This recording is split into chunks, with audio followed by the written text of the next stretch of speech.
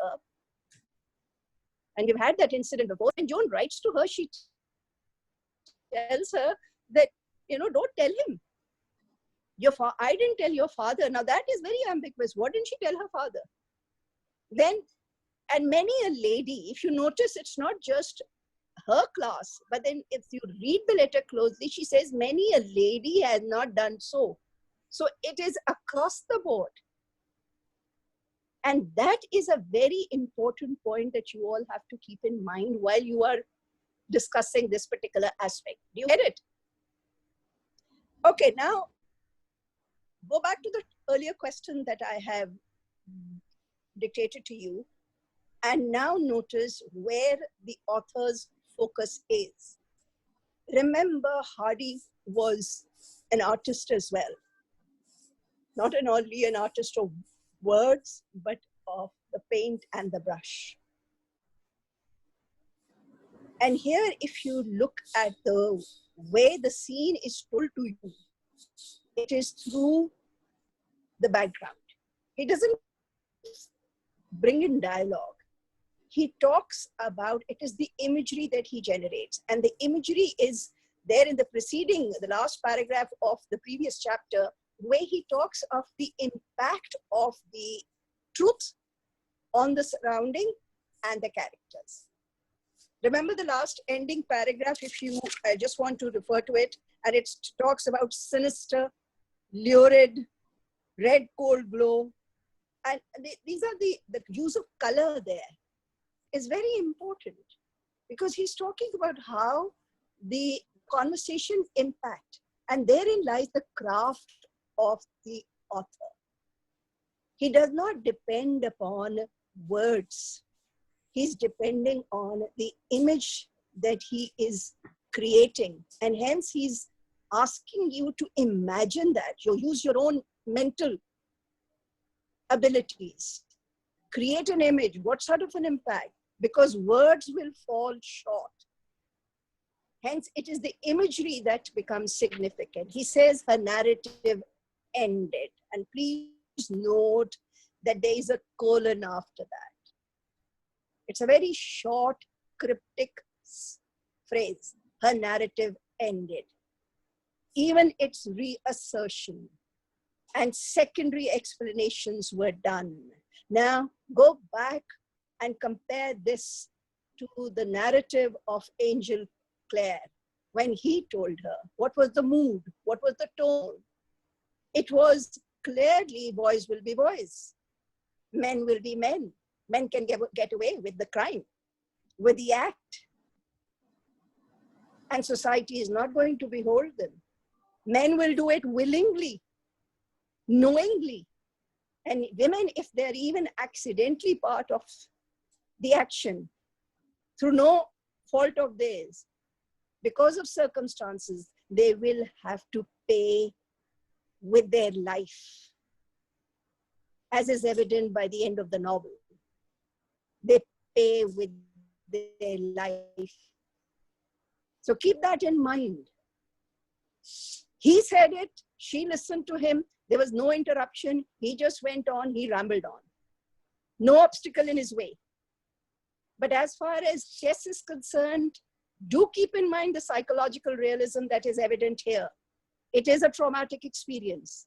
Tess has been haunted by it. So putting into words is not an easy experience. It is a horrendous experience. And not only does she have to do it once, but reassertion, secondary explanations were done. Tess's voice throughout had hardly risen higher than its opening tone.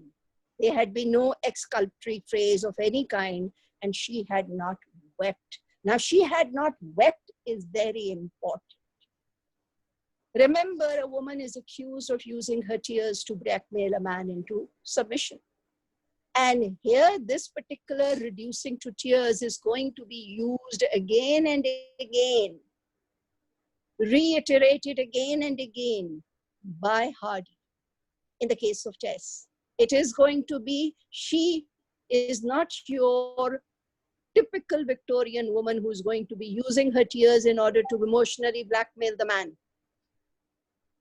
into submission. And there are certain points, if you've read the novel, you will realize that there are certain points after this, following this, before they separate, that if only Tess had cried down, if only she had used tears. But Tess's pride, dignity does not allow her to emotionally blackmail him. Mrs. Said, can Very we say different. that? Yes, Mrs. Said, can we, Shafaq? Mrs. Said, can we say that this was like, in one way, she was again defying the rules of society as she had done before. Like, pehle to she wasn't doing it willingly, but like, you know, this time I think it instilled something in her that she used to go against, like, you know, what the society expected of her. Like, as you mentioned, the society expected like that she would cry because she's a woman and she would use her tears, but her choice not to would be her willingly Yeah, going against. Shafaq, that's your point is valid, but you will have to keep in mind that she's not, you know, deliberately challenging like Angel society. Yeah. It is something natural within her that she does not. And this is something that is consistent from page 1, where her father embarrassed her. Then when her mother said, when the father was too drunk to take the honeycomb, the mother said, invite somebody who's you've been dancing with. And she felt, you know, upset. She felt insulted. So when she does this, how you're going to use your point is, you would say that Hadith, by creating this instinctive quality within Tess of not using the stereotypical definitions that define a woman, she's a creature of emotion and blackmails a man, is creating a role model for the Victorian readership. Please remember, 2020 के लिए नहीं लिखी गई. ये novel लिखा गया हुआ Victorian times के लिए. And this is the only way that the reader could have another role model. And this role model becomes that your dignity, her dignity is retained. Go back to the subtitle of the novel, The Story of a Pure Woman. Here is that woman who will not be wronged.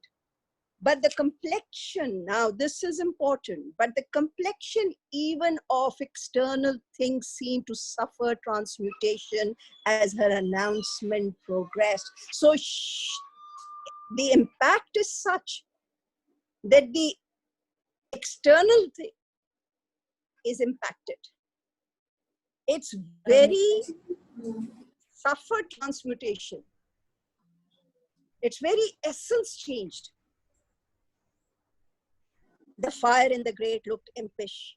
Now notice how he qualifies.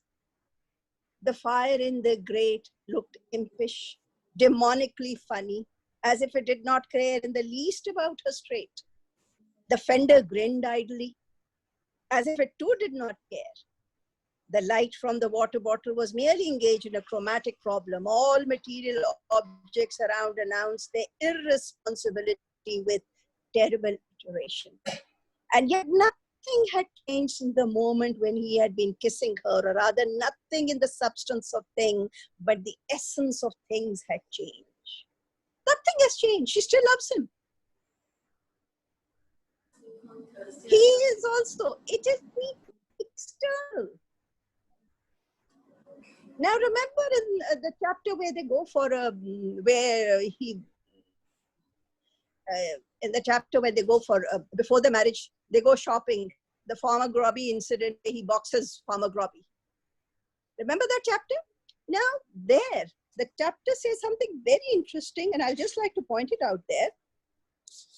When she's a little apprehensive, should she marry him or not? And then she pacifies herself by saying that, yes, just a second. She said, and then she pacifies herself by saying, we shall go away a very long distance, hundreds of miles from these parts, and such as this can never happen again, and no ghost of the past reach here. Now, the irony is stuck in the fact that the ghost of the past is not outside. The ghost is inside you. Angel is rejecting her because he, on a presumption, what if people found out? So the problem is not out there.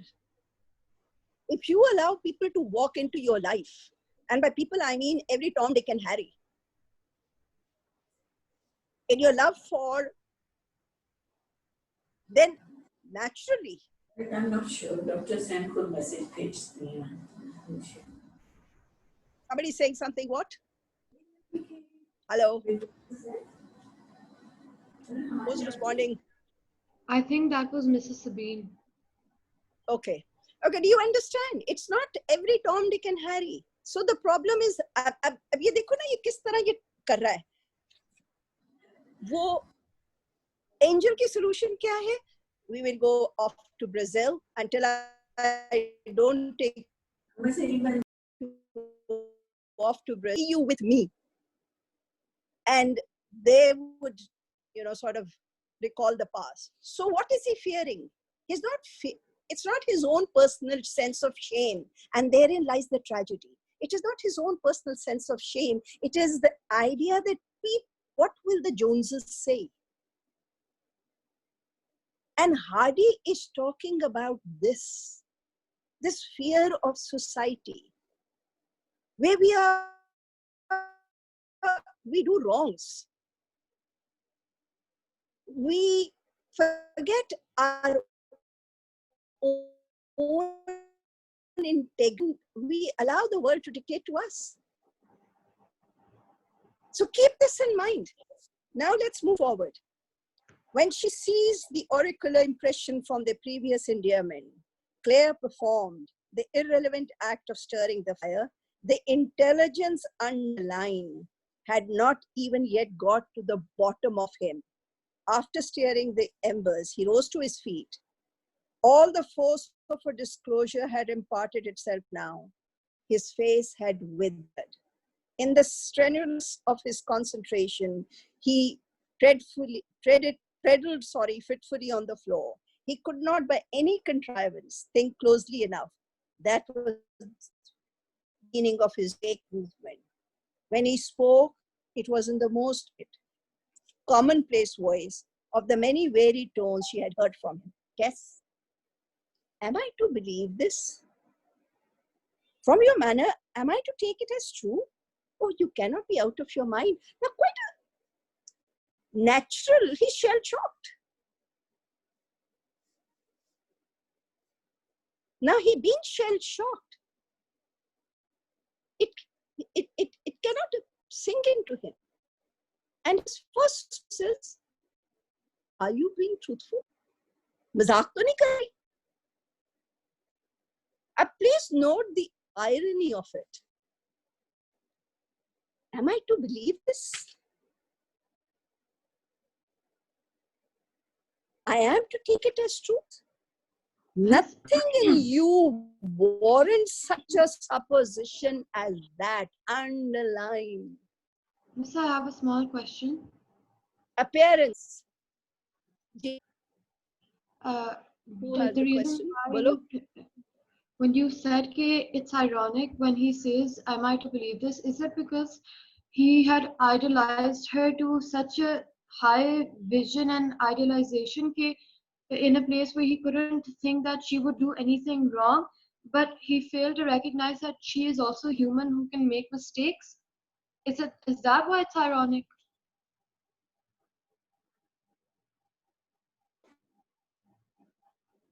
Hello?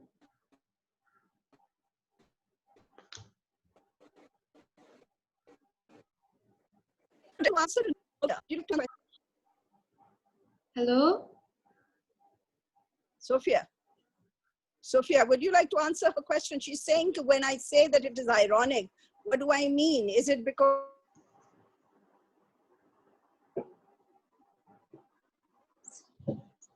Your voice is cutting in between. Can't hear you.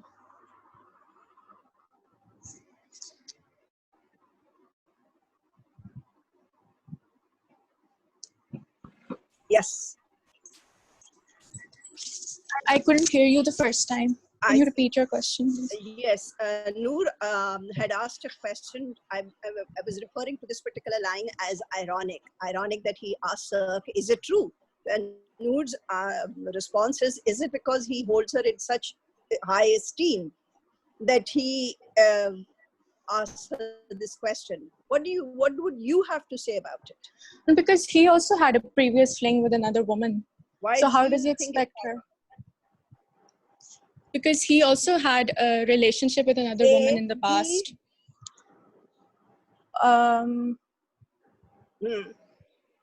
That he and what else initially further irony is, Parise, you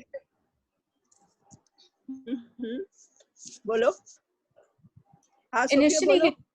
Initially he told her that Yes, any bolo. mistake she made, initially he told her that any mistake she would make, he would accept it, because that's not what he sees in her. He sees her as herself.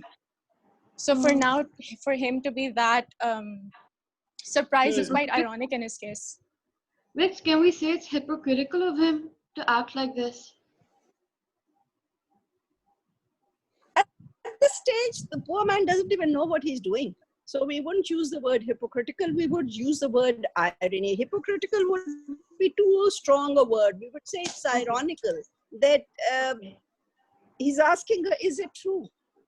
Please remember, previously also when his brothers did not turn up at the wedding, he was shocked. He was disappointed. He was upset. Now, this is in keeping with his character. Whereas we have seen that when he went back home, he didn't have a close relationship with his brothers. He did not even tell them that he was, interested in a village girl. He left. He just talked to his parents. He wasn't even bothered about them. So this clearly reflects Angel's character. Angel is shocked at the idea, and because, as rightly pointed out, he had an image of her as the perfect woman. And that image of his is being questioned. And as Sophia has pointed out, the irony is doubly placed in the fact that he himself has committed the act. He's not, green or wet behind the ears. And yet he sees, he's shell-shocked that, so it comes down to the role of gender in a patriarchal society. We expect the women to be pure and the men can get away with murder. So keep in mind, I'm not out of my mind, she said. And yet, why didn't you tell me before? Oh, yes, you would have told me in a way, but I hindered you. I remembered. These and other of his words were nothing underlined but the perfunctory babble of the surface, while their depths remained paralyzed. Very, very effectively. You can use this quotation in order to comment on his character. His depths are paralyzed. He lives at the surface. And mind you, this is till the tail end of the novel. Even when she tells him she's killed Alec d'Urberville, he turns around and thinks that's a figment of her imagination. She's lost her mind. Till literally the police turn up at Stonehenge to arrest her. So here's a man who lives at the surface level. And mind you, you do get a question in your finals on compare and contrast the character of Angel and Alec. And you find that unfortunately, both of them are the flip sides of the same coin. One, a man who lives on a singular force, obsessed, and another man who's pretentious. So between the one who destroys her physically and the one who destroys her spiritually, there is no difference. Hardy is pretty critical of the Victorian men. These and other. Then you move to the next the thing. She crouched in a heap. In the name of our love, forgive me. She whispered with a dry mouth, I have forgiven you the same. And as he did not answer, she said again, forgive me as you are forgiven. I forgive you, Angel. You? Yes, you do. But you do not forgive me. Oh, Tess, forgiveness does not apply to the case underlined. You were one person, now you are another. My God, how can forgiveness meet such a grotesque resignation as that? I mean, look at his language. And the saddest part is that the man himself is not aware of his shortcoming. He's a sum total of his learning, of his, and he paused, contemplating this definition, that suddenly broke into horrible laughter, unnatural and ghastly as a laugh in hell. Don't, it kills me quite, she shrieked. Oh, have mercy. Have mercy. He did not answer. Sickly white, she jumped up. Angel, what do you mean by that laugh? Do you know what this is to me? He shook his head. I've been hoping, longing, praying to make you happy. I have thought what joy it will do to it, what an unworthy wife I shall be if I do not. And that's what I felt. I know that. I thought, Angel, that you loved me. My very self. Now, this is an important question that Hardy is asking. Please remember that in the Victorian times, there was a whole sort of beating of the drums of love. Remember, marriage was supposed to be based on love.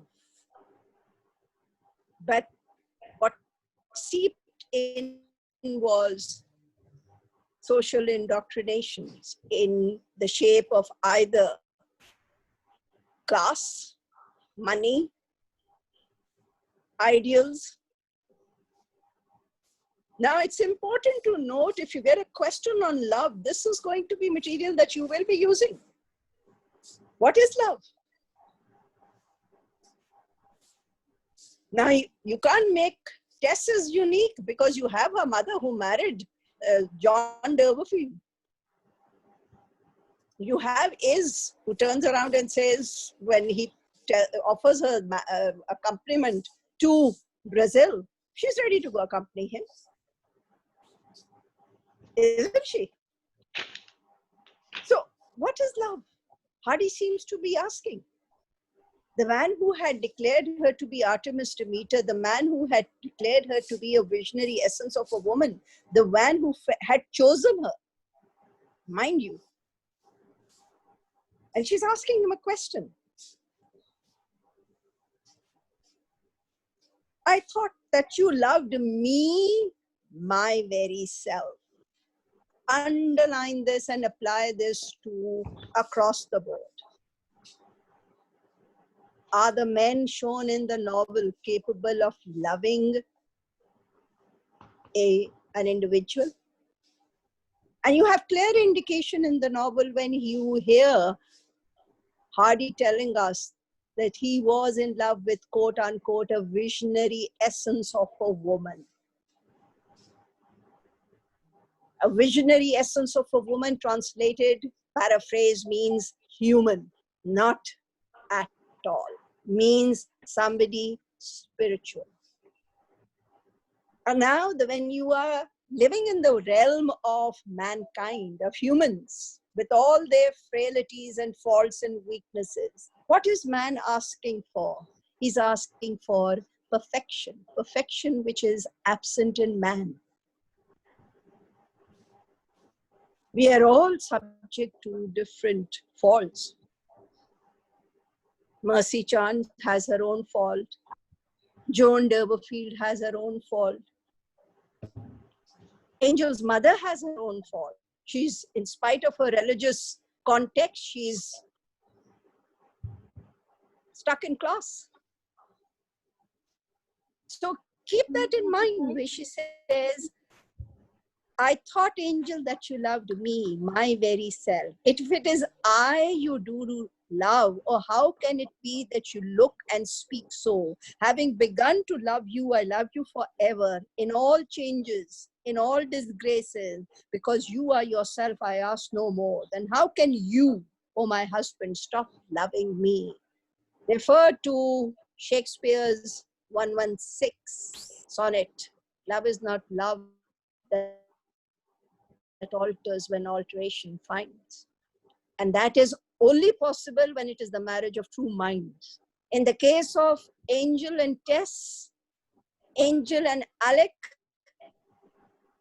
as a matter of fact, none of the characters here we have where it is a marriage of true minds.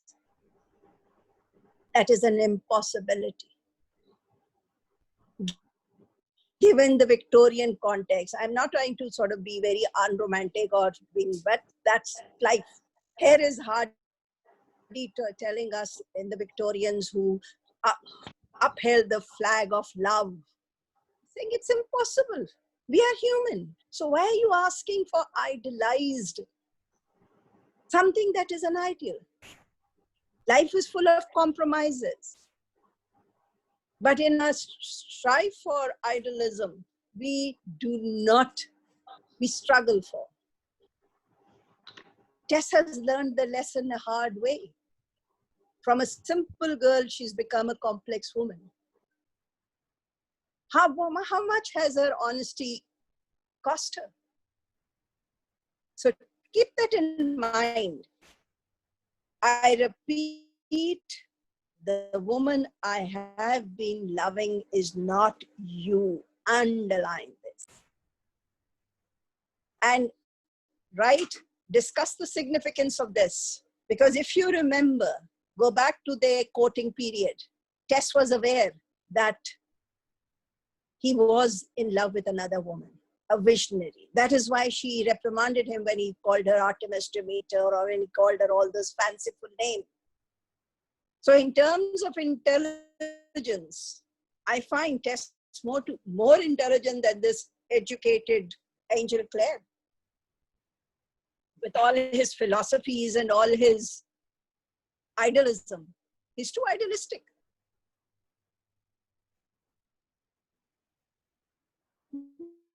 But who? Another woman in your shape. She perceived in his word the realization, if there is any doubt in our mind, please note, and you will use this as a quotation in order to argue out your case, that she is more intelligent than the man. She's more perceptive than. Intelligence सिर्फ academic नहीं होती. Intelligence होती है आपकी ability to coexist. So notice what she says. What is Hardy saying? This is the authorial voice. She perceived in his word the realization of her own apprehensive foreboding in former time.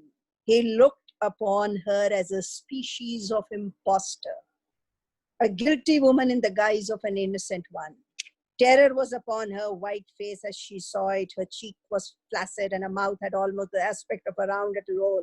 The horrible sense of his view of her so deadened her that she staggered, and he stepped forward thinking she was going to fall. Sit down, he said gently. You are ill and it is natural that you should be.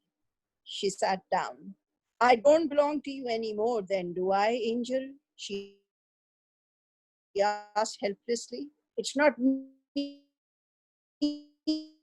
but another woman like me. That's like she is, it's the trauma. She's in a state of hysteria herself, but her hysteria is controlled, is held back. I don't belong to you anymore, then do I, Angel? It's not me, but another woman like me that he loved, he says.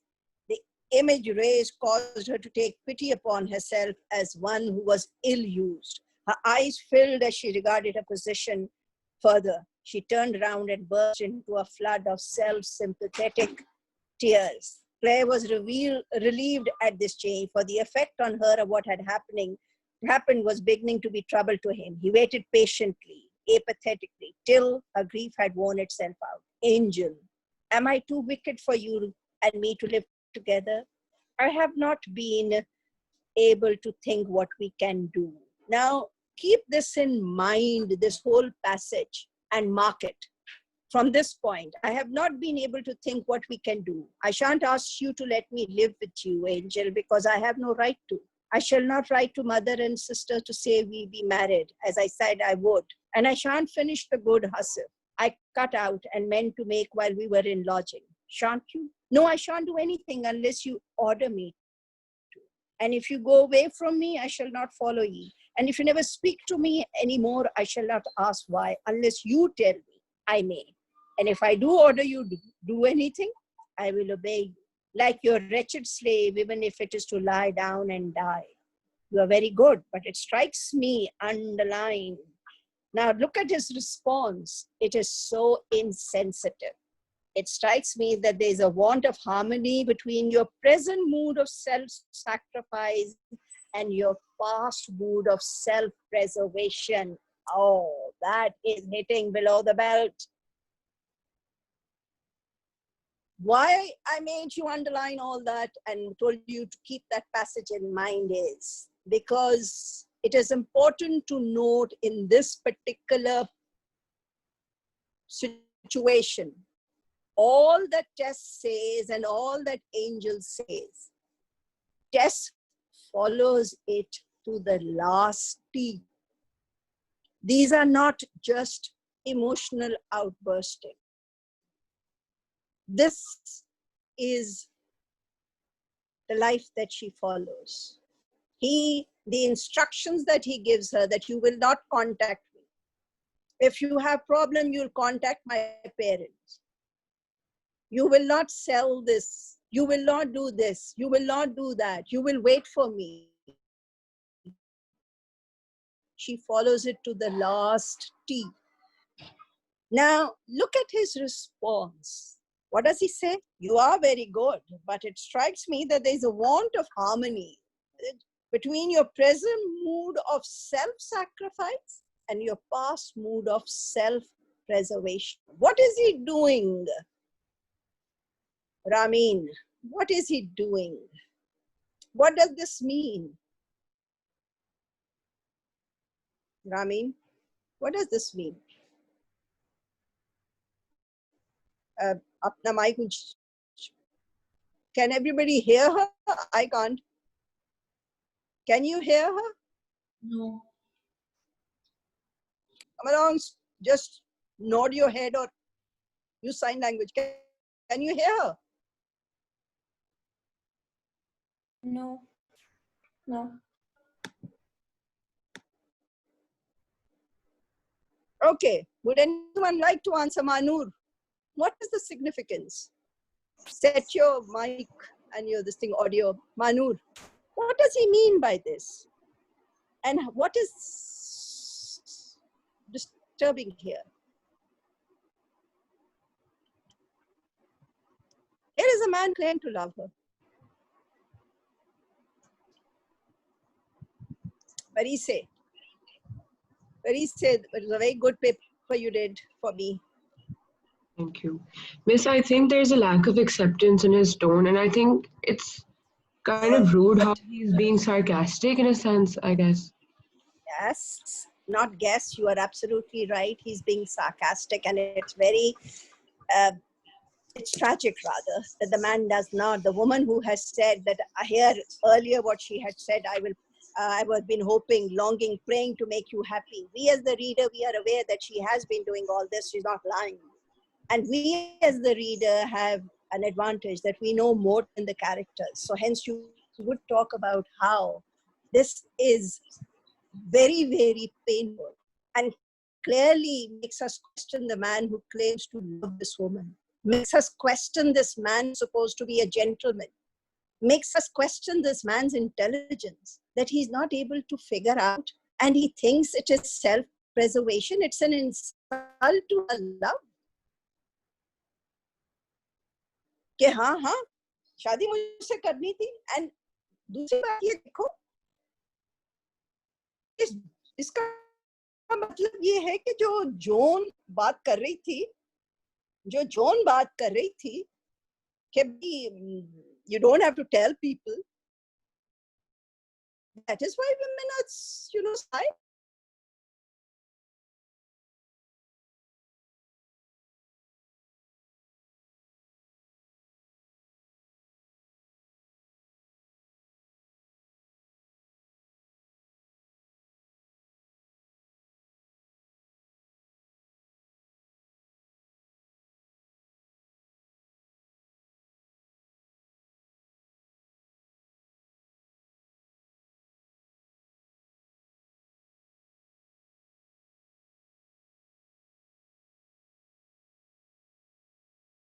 symbolic nature. The storm is over. She was soon close to his heels, for Claire walked slowly. His form beside her, light grey, looked black, sinister, and forbidding.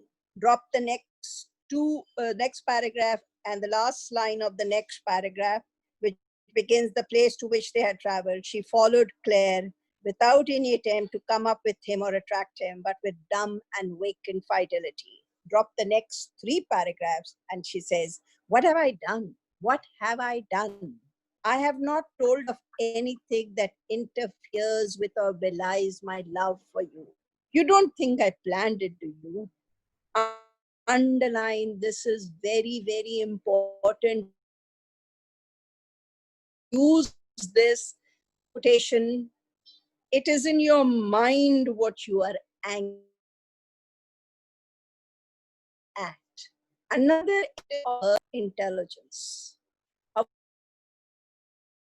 her being a more perceptive individual than Angel. It is in your mind what you are angry at, Angel. It is not in me. Oh, it is not in me, and I'm not that deceitful woman you think me to be. Now, what evidence is there? I'm assuming you've read the novel. What evidence is there that lends credibility to this statement? Because later in the novel he comes back. Later in the novel he comes back to her. Good. And what else?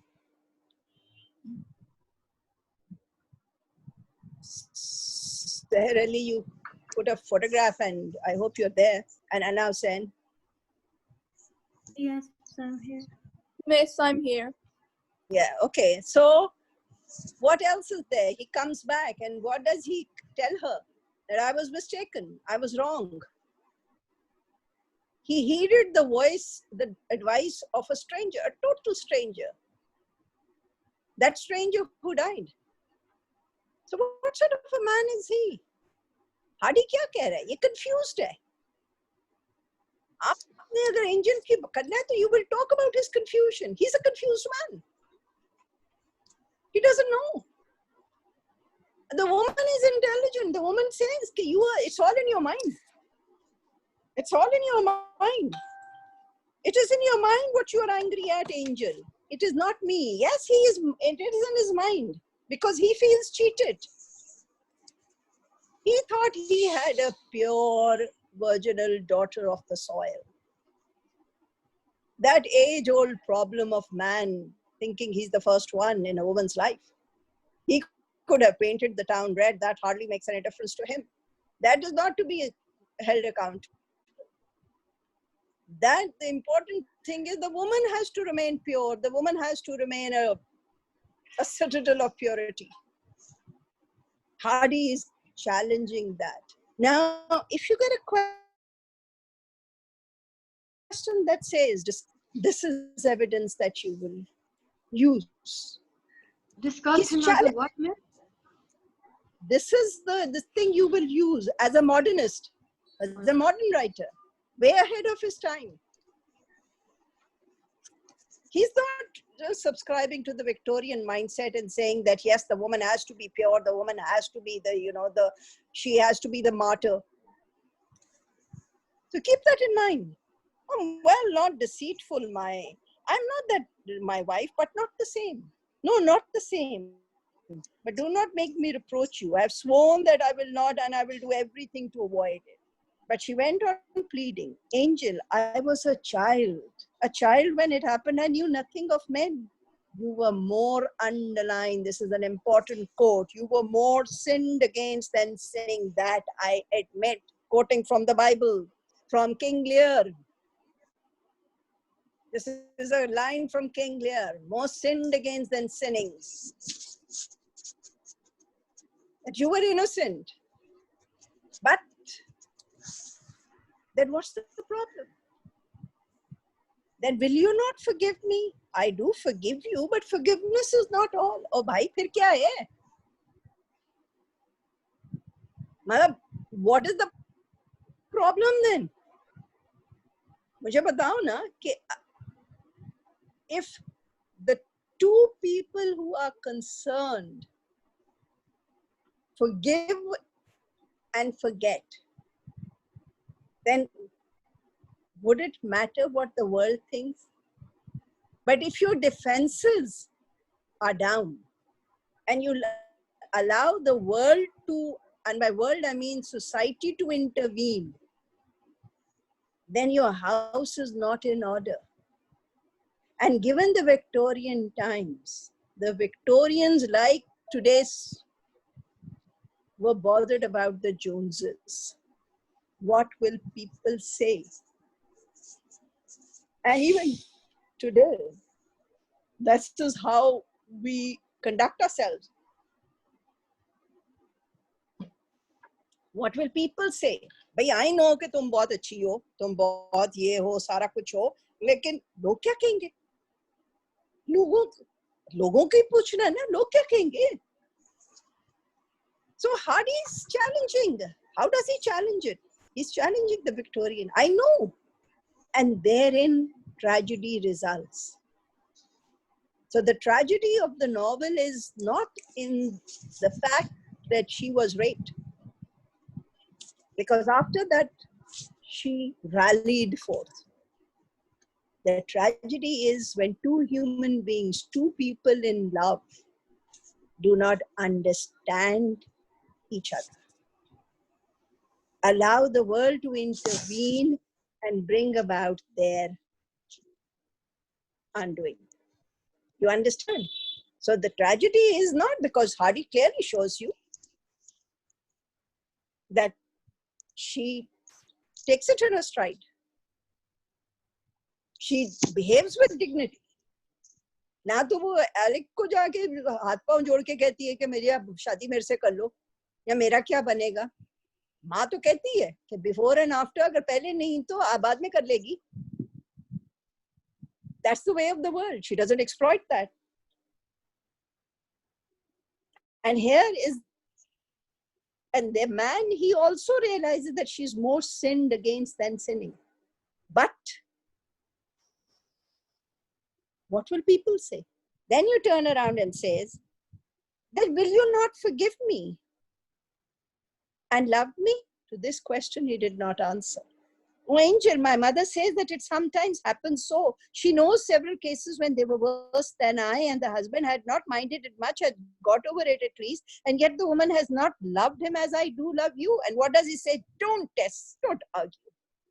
Different societies, different manners. You almost make me say you are an ununderlined, apprehending peasant woman who have never been initiated in the proportions of social things. You don't know what you say. I'm only a peasant by position, not by nature. क्या मेरी class peasant है, nature तो मेरी नहीं है. अब वो क्या कहता है? हाँ? Well, मैंने इसको देखो ना किस क्या कह रहा है. Don't talk like that. You're talking like an illiterate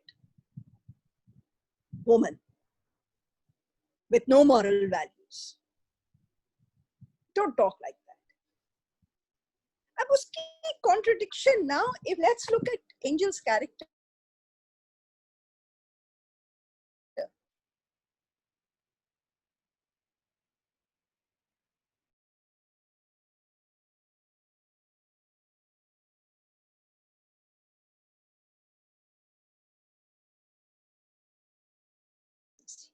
Set on road to farmer.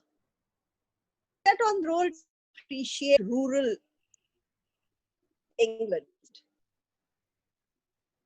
And yet he accept the value system of that. And this is clearly not something new. This has come out at a particular points earlier also. Remember, his trump card is the D'Urberville card.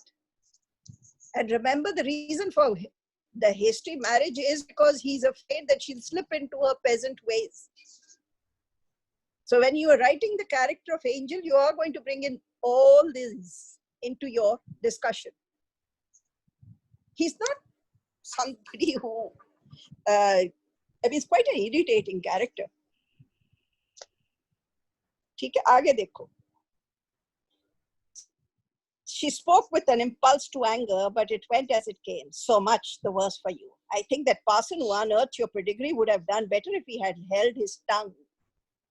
I cannot help associating your decline as a family with this other fact of your want of firmness underlying. कि तुम लोगों के morals ही ठीक नहीं थे.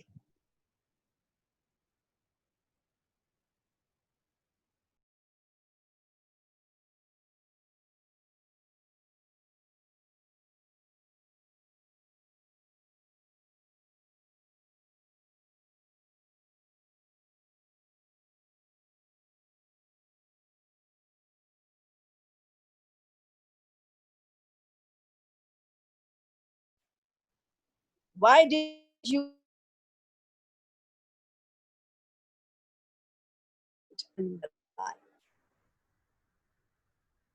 this idiot of a man? We really do not know. He himself doesn't know where he is. That trump card he now is accusing her. Why did you give me a handle to hate you further?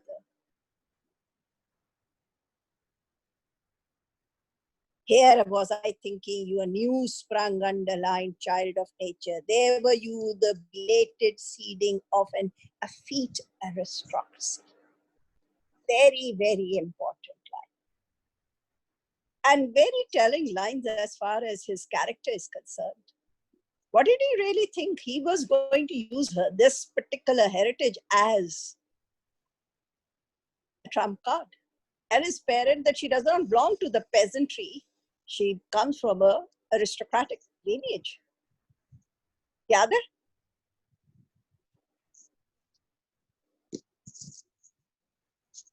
याद है कि नहीं?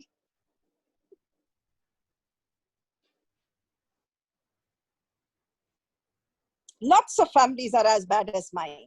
It's a feature of a country, I can't help it. So much worse for the county.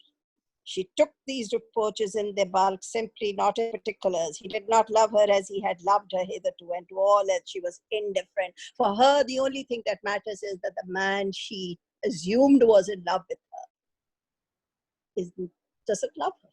He was in love with the visionary essence of a woman, another woman.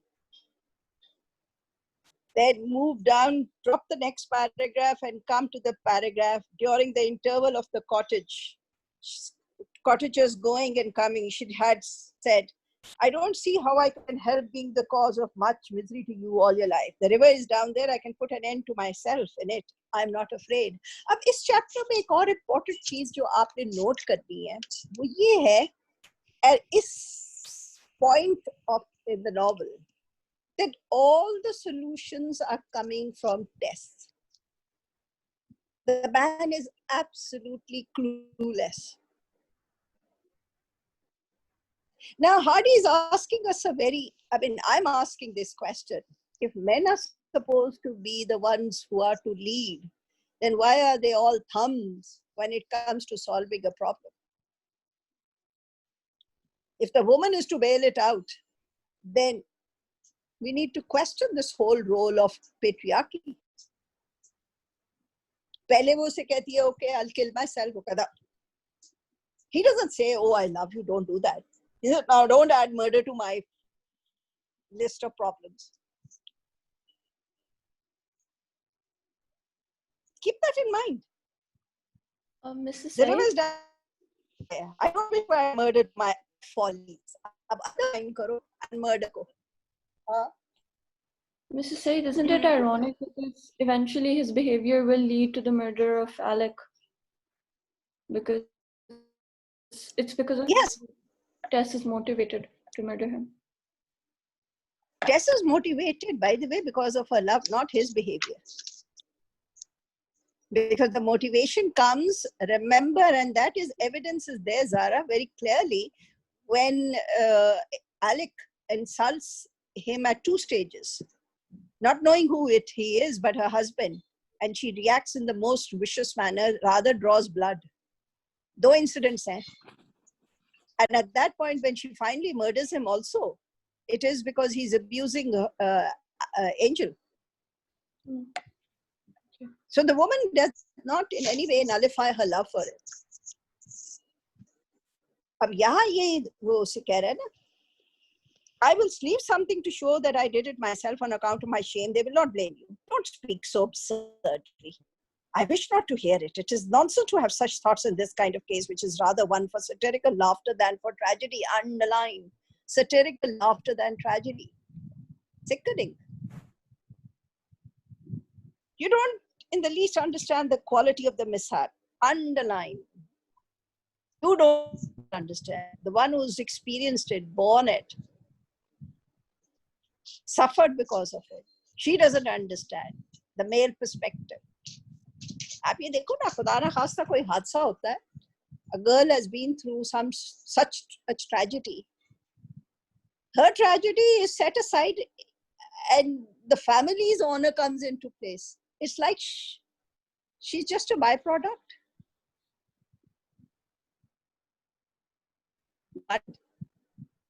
And even when, there's so many cases. You have the Me Too case going on. Harvey Weinstein has been even sentenced. उसने आराम से कहा मुझे corona हो गया तो अस्पताल पहुंच गया. उसकी privilege, उसका पैसा पहुंच ले गया उसको hospital. And what about all the women who have suffered at his hand? Rose McGowan, she's not even allowed to testify against him because time bar hai. As if to say कि एक tragedy का time bar होता है. So you understand, it's not a question of, the Victorian time. It's a story of a woman for time unknown, unlimited. You don't understand. It would be viewed in the light of a joke, intense of it for no. Please oblige me to return to the house and going to bed. I will, said she dutifully. Drop about 8, 9.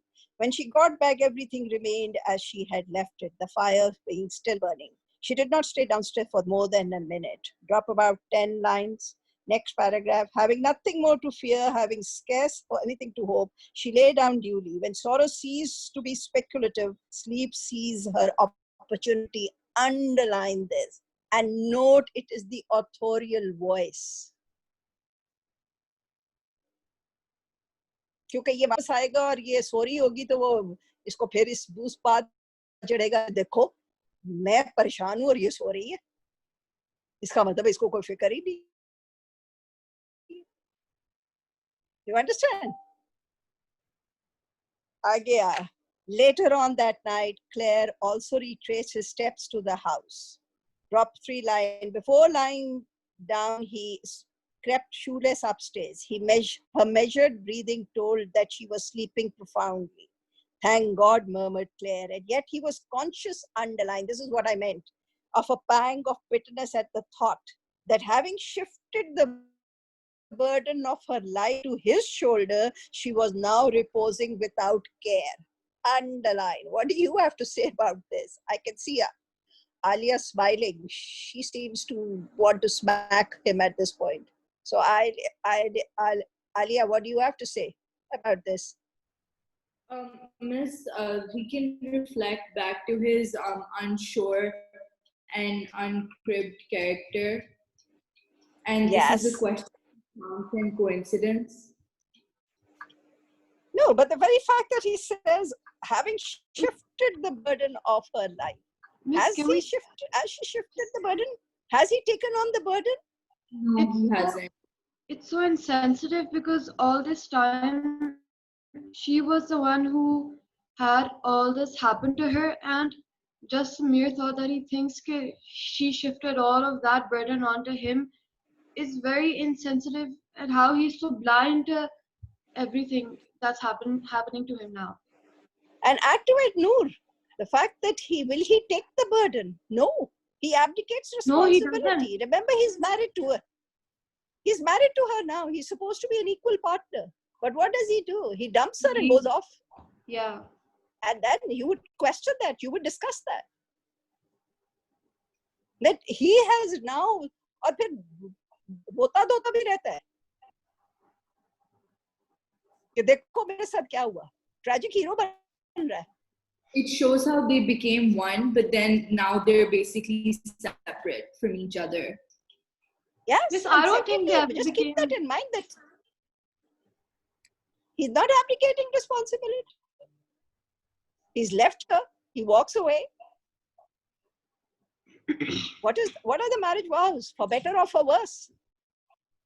You understand? For better or for worse, that those are the marriage vows. He might not have had the church marriage. He's had a marriage, the license. But the thing is that he has, do keep in mind that that doesn't take away the fact that there's a certain commitment. The act brings about a certain commitment. और उसका क्या है कि having shifted the burden of her life to his shoulder, she was now reposing without care. Again, I remind you that we as the reader know more than the character, and we can see the gaps in their understanding. We can also see the cracks in their personality. We can also see the faults in their personality. Because given the text as a whole, he does not take on responsibility at all, rather dumps her and goes away, hoping to work out the problem himself. And when he feels that he is in a position to take her on, he comes back. And then also he expects that she should be waiting at the door for him. And is very miffed that where has she disappeared? Not realizing that she had a life, she had to carry on the burden of existence. It's like, we always assume those we love. We always assume, and by love, I don't mean between a man and a woman only, but between human beings. I mean, when you are out of the house, आप घर आते सबसे पहले अगर if your mother is not at home, आप पूछते आप किधर चले गई थी? You act as if to say कि वालदा को कोई काम ही नहीं है और वो बस घर में बैठी हो, जब आप आए तो आपके सामने हो. We all do that. आप कहाँ चली गई थी? मैं घर आई आप थी. This is what something we all do. So at an innocent level, and this becomes literally ingrained in us, that we expect that those we love to be there when we arrive. Just as he expects when he's going to finally see the light, when he's going to come back with no letter written to her, with no line of communication, with not even telling her where he's gone. He expects when he comes back that she should be waiting at the door for him. So keep that in mind. He turned away. Now again, I want you to tell me, how are you going to fit this point? He turned away to descend, then irresolute faced round to her door. In the act, he caught sight of one of the d'Urberville dames. The painting was more than unpleasant. Sinister designs lurked in the woman's features.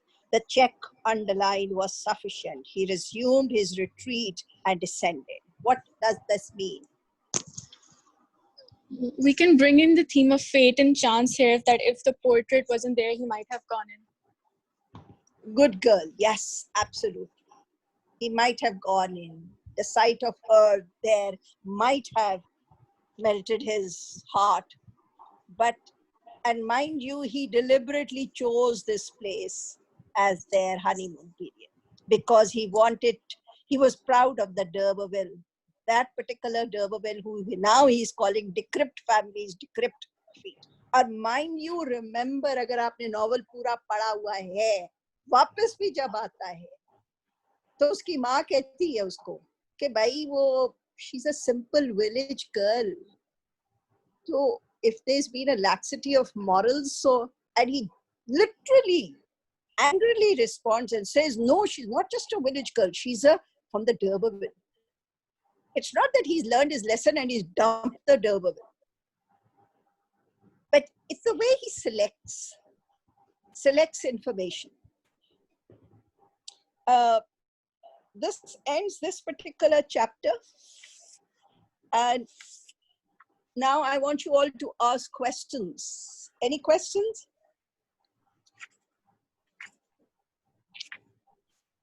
Come along. Yes, can we ask you questions Any regarding the exam question you gave us? That I'll be sending you emailing you your papers today. The admin has given me the permission. I will be emailing, and then we'll have an individual session, right?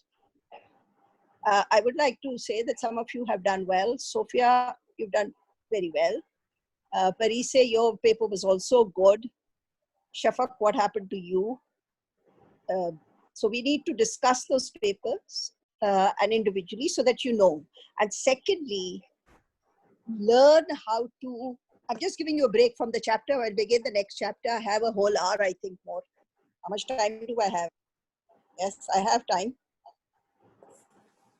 Around 45 minutes. We have 45 minutes. I'll just spend 5 or 10 minutes on the question, as Noor has asked. Please read the question carefully. Question kya keh raha tha? The question could be divided into two parts. I said clearly, as a whole. That means the whole novel.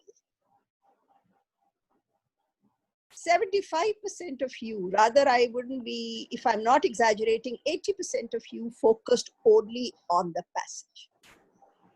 तो वहाँ बार खाई. फिर उसके बाद वो कह रहा है generations. The word is a plural. That meant not just Tess and her mother. That meant other generations. Angel and his father, his parents. The worldview of Angel and his parents is at odds. Alec and his mother. चलो Alec and his mother को आप थोड़ा कर दो कि भाई अब 1 घंटे में Mrs. Said, what all are we going to write? But the thing is, the question is asking. Some of you very intelligently mentioned it in the introduction, but then did not even discuss it. And as a result, a certain percentage of the answer was not answered. The question was not addressed. The demands of the question were not met. Miss, when you were talking about relations, what did you need in terms of that word, relations? What were you looking for? वो कह रहा था relationship between the generations. So आप generations में सिर्फ एक generation Tess और उसकी माँ की तो नहीं है, या उसके बाप की तो नहीं है. The generation is Angel and his father. Weren't they talking about how different generations perceived relations? हाँ, तो different generations कौन है?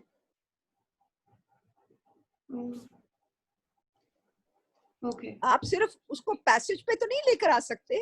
You would have to talk about Angel and his father. Sincere Mr. Clare, who, please also note, would have forgiven Tess if she had met him.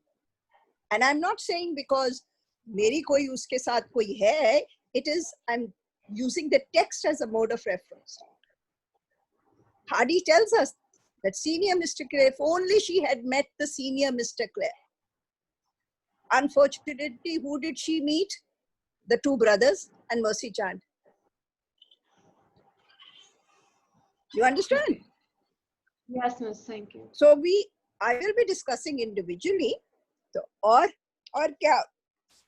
So always read the question. Intro mein, I think only 1 or 2 students talked about Angel and his father. And that also in a very cursory manner. The focus was passage. And some of you, of course, did mention कि जी इस passage में यहाँ ये होता है और आगे ये होता है. But question जो था वो clearly demand. And remember, this is a final exam question. And secondly, I like to, this whole pandemic is clearly a wake-up call. And that is, you sit for your regular exams and hand in regular assignments.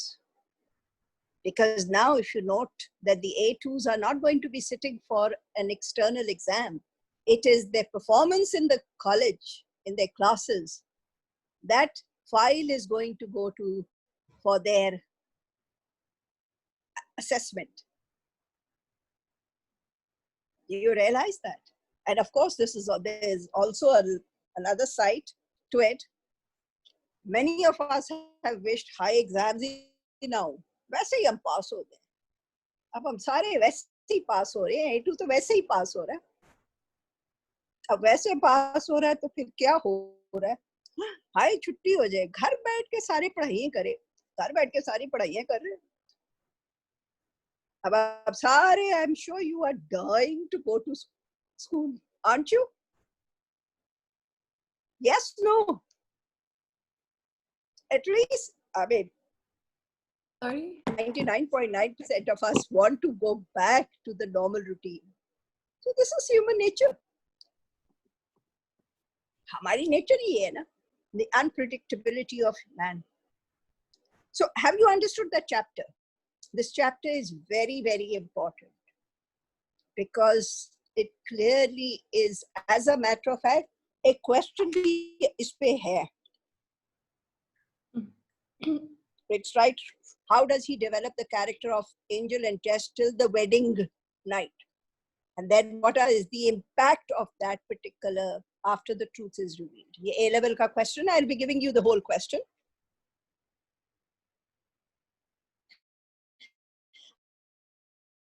Other passage, because I want you all to polish up your passage-based question. Now the passage-based question polishing is essential because you have a whole segment which is the unseen passage. So develop those skills in a more sort of a sharper way by looking at the way language is structured, by looking at the way the thing is, and it should be easier for you because you're also familiar with the context in which the text is placed. So this would be a good practice session for you all to polish up those skills. Okay? Now I'm going to look at the other chapter. Next chapter. This is the light and figurative. This is chapter 36. Now, please note again the imagery. The fireplace confronted him, flat, filmy. What was the last line of the sentence, the paragraph? The smoke, the lotus head column. Look who passing by and thought of the newly Miss, your married voice is couple. breaking. Again. Your Your voice voice Sorry? is coming off again. What?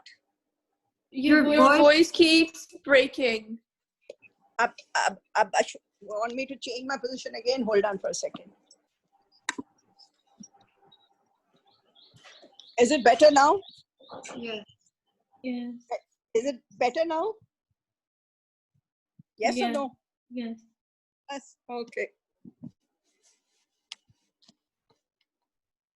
Okay. Now, can you hear me? Yes. Wait a minute. 1 minute.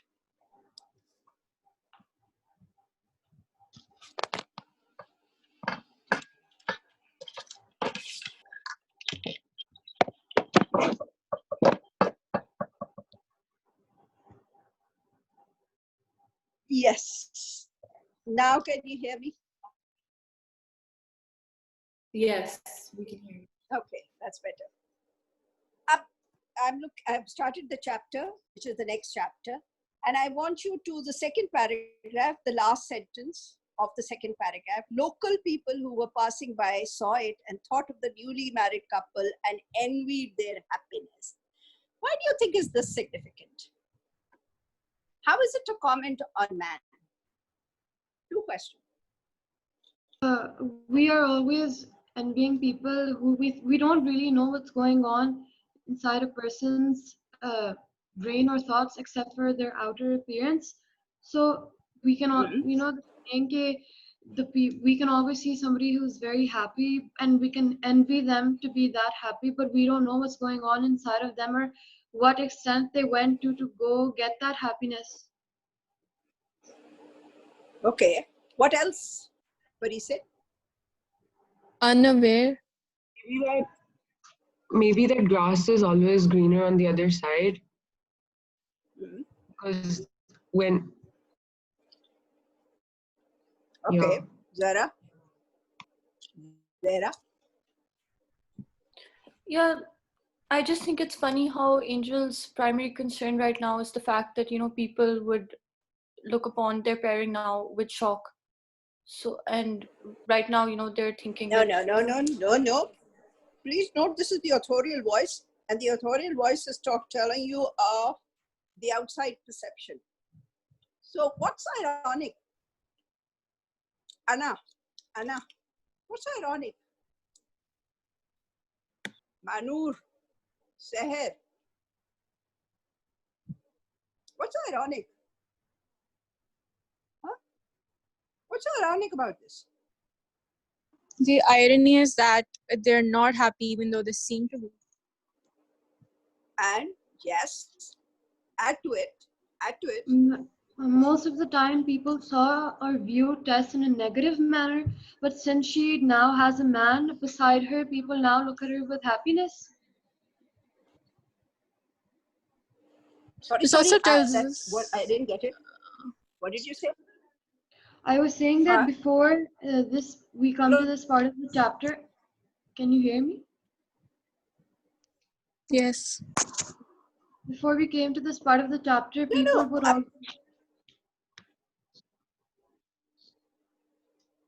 What is the truth? मुझे एक बात बताओ. What's the reality? अच्छा चलो ये हो गया. That's the grass is green on the other side. Da. But how does it reflect on the men, on the characters, on the characters? Maybe we always perceive that women can never be happy without a man in her life, and that No. I'm sorry to interrupt, but what the hell? What you saying? Look, why has the tragedy occurred? Does this give you a clue? Why has the tragedy occurred? Huh? Because there wasn't this real love.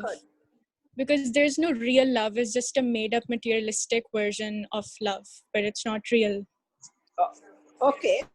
Sophia, what led to the breakup of love? On Angel's part? Social prejudice, societal prejudice. Role of man and what gender roles. Look, what will people say? Is that Victorian? And the tragedy is the people are least bothered. They just look at what sort of. See, the thing is, Hardy is saying here, local people who were passing by thought of the newly married couple and envied their happiness. So people are going to gauge you, judge you on how you present yourself. Angel is saying, you are not the woman. He's afraid of society. Society, on the other hand, feels that, oh my God, they're a young couple, newly married, in love. The man has broken up the relationship out of fear of the impact this has initially on him, but also on the impact it will have on society. How is he going to live in life? Aage dekho. Keep this point in mind, I don't think you are clear about it. Drop the next paragraph, and the next paragraph, he opened the front door. Drop about 10 lines. The marked civility of Claire's tone in calling her seemed to have inspired her for the moment with a new glimmer of hope. But it soon died when she looked at him. Their pair were underlined, but in truth, the ashes of their former self. Underlined. Again, imagery. He spoke gently to her. She replied like a little like an undemonstrative. Angel, she said. Next paragraph. Drop about 6 lines. Throbbing alive as she was still under the stress of her mental grief, she looked absolutely pure. Nature in her fantastic trickery had set such a seal of maidenhood upon Tess's countenance that he gazed at her with stupefied air. Tess, say it's not true. No, it is not true. It is true. Every word, every word. He looked at her imploring. It is true. Is he living? Angel then asked. Now, here is your pure woman. At this point, if she would have just sort of lied, he would have fallen for her. She would have got herself. But she does not want to hold on to a marriage that is based on a lie. Again, challenging the Victorian concept of marriage. The marriage for the Victorians was the be-all and the end-all of a woman's life. Go to the opening of Jane Austen's Pride and Prejudice. Marriage is the only thing on the agenda. Unfortunately, even today, marriage, शादी नहीं हुई, क्यों नहीं हुई, होनी नहीं है, करनी नहीं है. अब उस marriage के लिए people were ready to lie. उस marriage के लिए people were ready to deceive. I go back to that line which should become my meme. I'm Heathcliff, Heathcliff is me. But I can't marry Heathcliff because I can't live beggarly. So marriage jo hai here, she's ready to stake that, put that at stake. She's ready to risk that. So Hardy said, give credit to the woman. Would you be happy if she were to lie and save a marriage, save a relationship? Give her credit. She sacrifices herself on the altar of truth. And what does society do? It hangs her. She murders her rapist. And what does society do? Condemn her for that? That is, mind you, true today also. So keep that in mind. Is he a living? Angel then asked. The baby died. Now, notice that writer's craft. To show you that on Tess's mind, Alec does not exist. When he asks, is he alive? Her first response is, the baby died. वो कह रहा नहीं, मैं तो आदमी का पूछ रहा हूँ. वो आदमी उसके दिमाग पे ही नहीं है.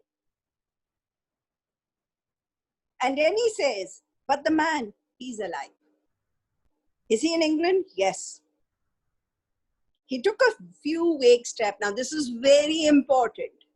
Link this to the aftermath of the murder of Alec d'Urberville. She says, now we can become one because the man is dead, as you said, that as long as he's alive, we cannot be one. And mind you, she doesn't murder him because of that. That's an afterthought.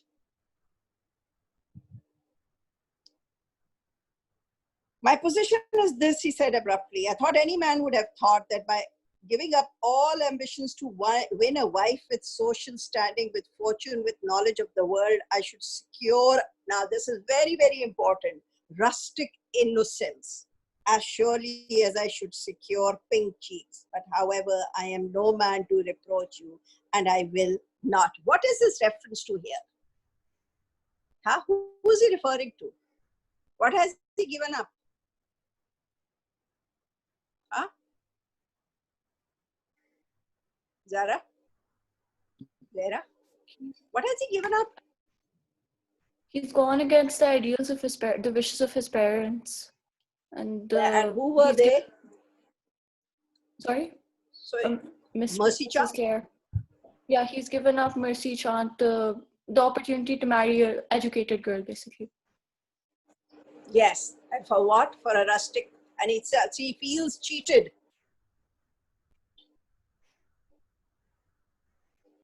She saw that he had lost all round. Angel, there was the last way out of it for you. A last way. I mean, to get rid of me. You can get rid of me. How? By divorcing me. Good heavens. How can you be so simple? How can I divorce you? Can't you? What tests? You're too childish, unformed, crude. I don't know what you are. You don't understand the law. You don't understand what you cannot. Indeed, I cannot. कैसे कह रहा है?